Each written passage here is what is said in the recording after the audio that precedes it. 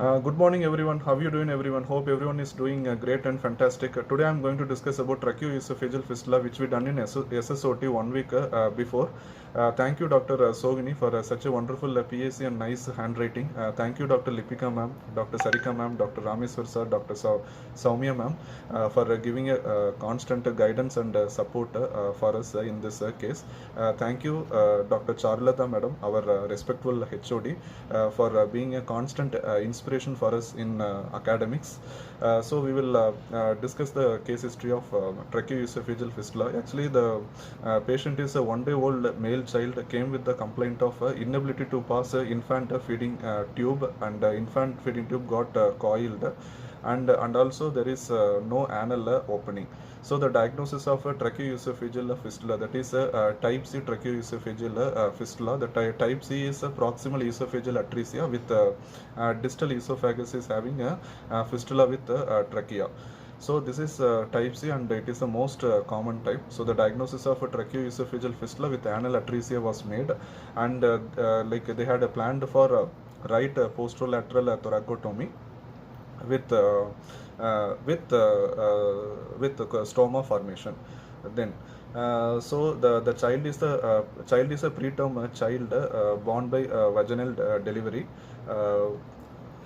So the child received surfactant therapy 1 day prior at 4 ml per kg, and also the child was receiving a nebulization with Astellan TDS injection, meropenem injection, Metrogel injection, pan, and injection dextrose, because as the preterm childs are they are more prone for hypoglycemia. So and also the child is not taking anything orally, so they started with dextrose infusion.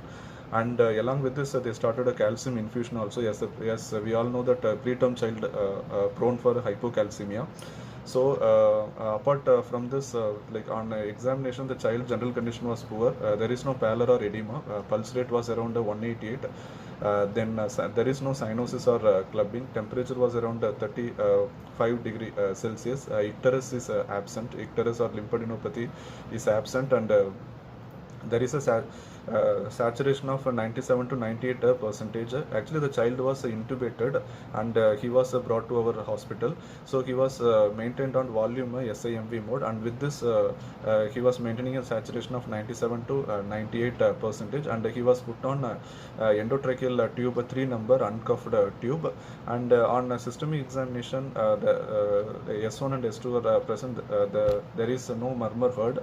So respiratory system auscultation, there is air entry decreased on the left side, and also there was a bilateral Krebs was present. So and there is no other limb abnormalities or any chest abnormalities. So yes, this is a COVID period. The child undergone a nasopharyngeal swab for COVID-19, which came out to be negative. Then lab investigation, hemoglobin 14.8, total count around 10,000, and platelet 132,000. Blood group was O positive, and X-ray chest, there was a coiling of feeding tube in the esophagus. Then BUN and creatinine was normal. Total bilirubin was raised. It was around 7.1, and SGOT and SGPT. SGOT is 185 and SGPT is around 55. Serum sodium 137, and potassium was 5.7. Calcium was 5.9. And actually we done a USG abdomen, which shows a cryptorchidism, which we normally expect for a preterm child. Then USG spine is normal. There is no abnormalities like meningomyelocele or myelomeningocele. And so we had ordered for like a blood group cross matching. Then we ordered for a morning HAT and morning VBG, and also we ordered for a post intubation chest X-ray. So which the next day, which came out to be normal. And so this is about the case.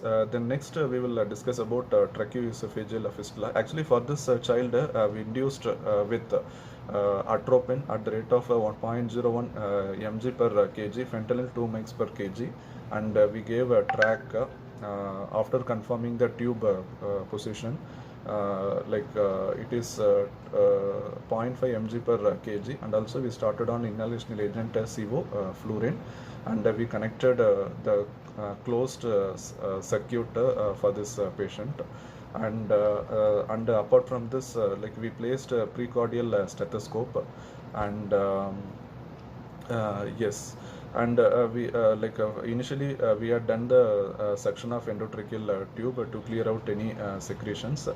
Then okay, then we allowed surgeons to give a position for the child, which is left lateral position, and they planned for a right posterolateral thoracotomy.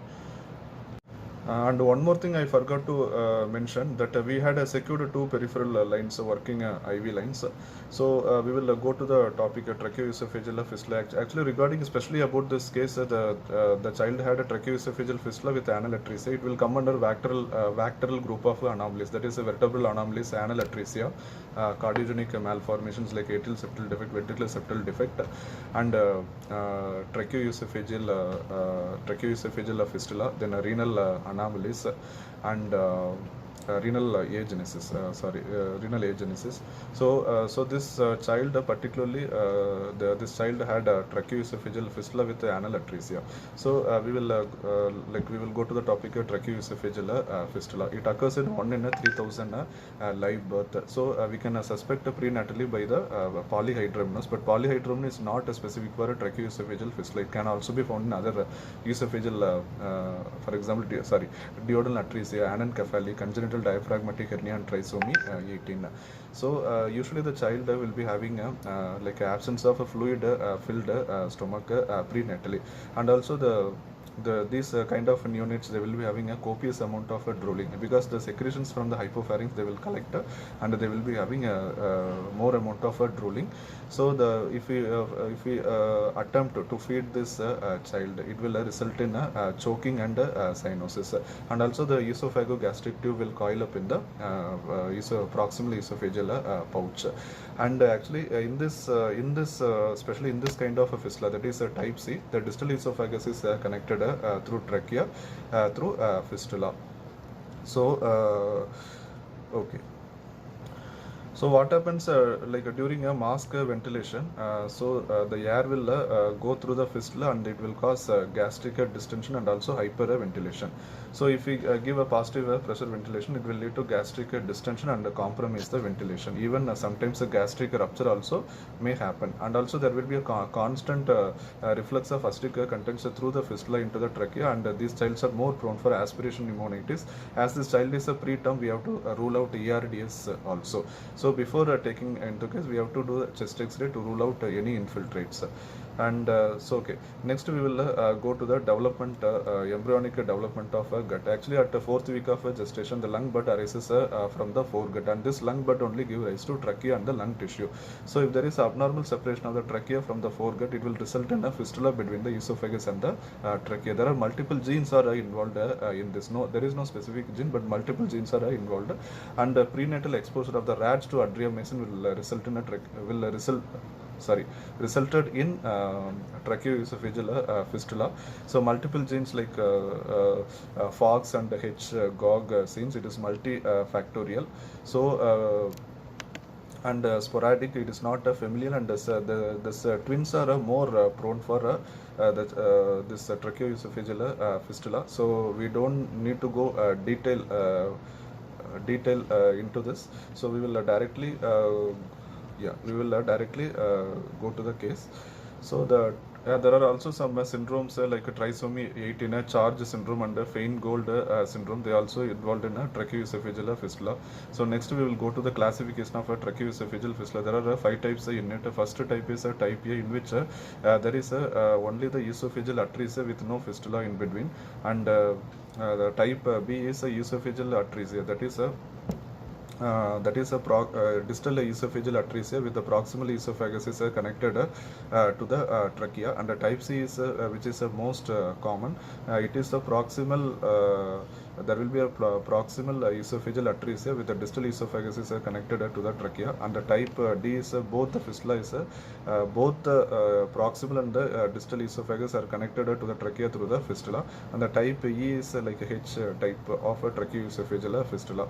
So as I already said, that the TEF occurs with a Vacteral group of anomalies, which is like a vertebral anomalies, anal canal atresia, cardiac malformations like ventricular septal defect, atrial septal defect, tetralogy of Fallot, patent ductus artery, and right right-sided arch, then so tracheoesophageal fistula, renal dysplasia, and limb defect. So we have to exclude all this disorder before taking the case. Then what are the lab investigation we usually do? So first of all, we have to look for aspiration pneumonia and respiratory distress associated with the prematurity, and many times the chest X-ray may show infiltrates, and also if there is a congestive heart failure, we have to optimize it by a diuretics. The esophagogastric tube that will coil up in the proximal esophageal pouch. Echocardiogram is mandatory so that we can rule out major cardiac anomalies like TOF and right-sided arch. Then spinal films will exclude the vertebral anomalies. In this case, we done ultrasound of spine, which excluded all these anomalies, and renal ultrasound to exclude the hydronephrosis. Then we have to do CBC, electrolytes, and blood gas to be done. Along with this, we have to ask for one blood group and cross matching for 1 unit of red blood packed cells. Okay, traditionally they do the gastrostomy to decompress the stomach, but it is no longer is done because it has an increased incidence of gastroesophageal reflux disease. The child need to be intubated. So as in this case, the child is already intubated. So generally the child need to be intubated if the child is having aspiration pneumonia or a severe ARDS. And also if we use the high frequency ventilator, we can minimize the gastric distension.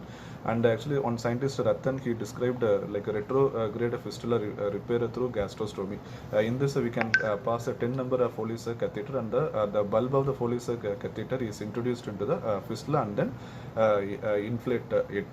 So, but if the balloon is mistakenly placed in the esophagus, it has the risk of esophageal rupture. So, how we will manage the like a tracheoesophagus, this baby in the NICU before surgery? We have to keep the baby in the NPO and keep in a warmed isolate with 30-degree head elevation to minimize the risk of reflux through the fistula. And also the this nasogastric tube is kept in the proximal esophageal pouch, and we have to do intermittent suctions to minimize we have to suck out all the secretions, and we can, by this we can minimize the risk of aspirations. We have to give a good antibiotic cover for aspiration pneumonia. For example, if the child is having any cyanotic heart disease, we have to give a good antibiotic cover like ampicillin and gentamicin, and also the blood should be always available. Then we have to place 2 additional IV lines are mandatory. So please avoid placing IV lines over the right arm. If the child is not having any pulmonary parenchymal disease, the intubation is not mandatory before surgery. So if surgeons are planning to give a parenteral nutrition, then we can place a central line. Then also if you are constantly measuring the blood gas and the hemodynamic monitor, then we can place arterial line. In experienced hand, we can try a umbilical arterial line also. Then ECG, oxygen saturation, ETC, O2, rectal temperature, all this regular monitors should be attached. Then most importantly, the precordial stethoscope should be placed in the left axilla to assess for the breath sound. Second stethoscope also can be placed over the stomach to assess the fistula is if a fistula is getting ventilated. For example, if a gastrostomy tube is placed, then we have to place that gastrostomy tube underneath the water seal. It will show the bubbles if the ventilation is occurring through that fistula. Then transport the child to operating room in a warmed isolate with a stocking cap to minimize any temperature shift. The O2 should be pre-warmed to 85 degrees. And if you are planning to give a crystallite or blood products, you should warm those product. So avoid using isoflurane and halothane because it will decrease the thermogenesis by 70%. And also avoid administer like dextrose containing solutions, as this child are more prone for hypoglycemia, and insensible losses are estimated to be 3 to 4 ml per kg per hour, and accordingly we have to give fluid. And also urine output should be at least 1 ml per kg per hour should be there. So during induction we have to keep always the lowest possible pressure. We have to avoid atelectasis, and we have to minimize the gas flow through the fistula. So we have to do the induction we have to intubate the child after the deep inhalational technique with gentle assisting to minimize the atelectasis. We have to keep the low inspiratory pressure and we have to avoid the distension of the stomach. If lungs are non-compliant, then please avoid a mask ventilation. Rapid sequence induction is another option. The correct positioning of the endotracheal tube is important. It should be distal to the fistula and proximal to the carina. And also we have to take care of the tube because the tube may displaced during the during giving a position for the child, and it will lead to very disastrous complication. We have to very careful in the position of the tube. Another option is that we can keep the tip of the endotracheal tube above the fistula, but we have to keep ventilatory pressures really low until the fistula got ligated. So in some centers before repair they do bronchoscopy and they localize the fistula exactly where is the fistula, because in case of cervical fistula we don't need any thoracotomy, and also we can diagnose a tracheomalacia, and also we can diagnose a second fistula through bronchoscopy in a tracheoesophageal fistula, and also we can avoid we can identify the level of fistula so that endotracheal tube is correctly placed. Sometimes the Fogarty's 3.5 catheter is used to occlude the fistula, but still we have to take extreme care to avoid a slippage of that Fogarty's catheter into the trachea. Otherwise it will lead to complete airway obstruction. So then we will see what are the steps of a tracheoesophageal repair. First, the patient is put in the left lateral position.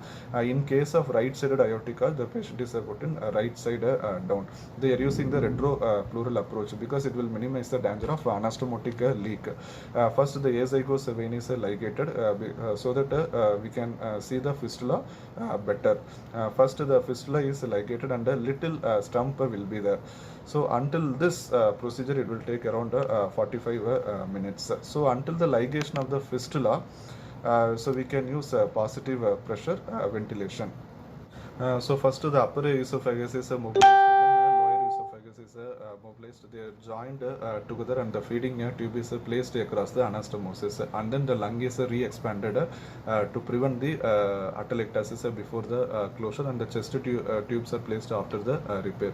So what are the intraoperative problems we commonly encounter during a tracheoesophageal fistula? First of all, the interference with the ventilation, because they do the lung retraction, it will lead to atelectasis, then frequent desaturation. Then we have to tell the surgeons to stop the procedure until the saturation comes to normal. So during this time the PCO2 will rise up to 70 to 80, and during this lung retraction and all this procedure, the endotracheal tube is vulnerable to kinking or displaced into the right mainstem, or it will go just proximally above the fistula. So the frequent compression will lead to hemodynamic compromise. Also we have to take extreme care of vitals, heart rate during the procedure, and blood and secretions will obstruct the tube. We have to suction it regularly, and the retracted lung is re-expanded to avoid a severe hypoxia. If there is a gastric distension, it sometimes may need a gastric needle decompression. Avoid hypothermia, and we have to maintain a close contact with the surgeons. In some centers they are avoiding a thoracotomy and they are doing a thoracoscopy. In some centers, the advantages of this thoracoscopy is it will provide a excellent visualization of the fistula. You can easily ligate the fistula and stabilize the ventilation. Second, there is less pain. Third, there is a better chest wall asymmetry, and we can avoid atelectasis, or we can avoid scoliosis. So the for this also the arterial line is a mandatory. Opioid requirements are reduced. We don't need to isolate the right lung. So it results, suppose if we do deliberately like a left mainstem intubation, it will result in a collapse of upper left lung lobe. So all this about thoracoscopy. And so what are the post-operative management if we do thoracotomy for this patient? First of all, so what about extubation?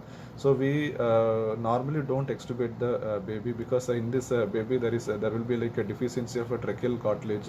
So the immediate extubation is not at all advised, and they are very prone to hypoventilation after receiving so much narcotics, and also they are very prone for aspiration pneumonia. So limit the inspiratory pressure to protect the lung run from a disruption. We have to always limit the inspiratory pressure as low as possible. So we can, after post-operative, we can give a fentanyl at the rate of 10 to 20 mics per kg, and sometimes epidural catheter also placed. Then what are the complications of tracheoesophageal repair? The complications are there will be like early anastomotic leak, which requires 15% of the times requires a re-exploration. Then there are sometimes esophageal dysmobility due to abnormal innervation of the distal esophagus or vagal nerve injury, and GERDs are more common.